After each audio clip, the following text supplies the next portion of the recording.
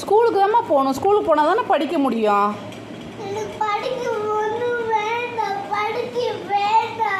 படிக்காமல் என்ன பண்ண போகிற?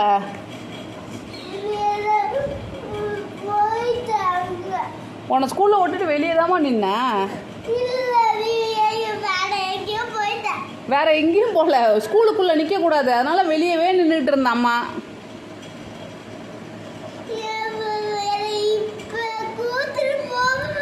இப்போ நான் கூட்டிகிட்டு போகல. இதோட நாளைக்கு தான்.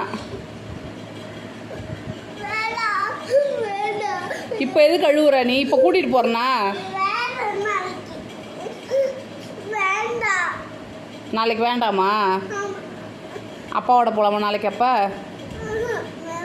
அப்போ யார் கூட தான் போகணும்?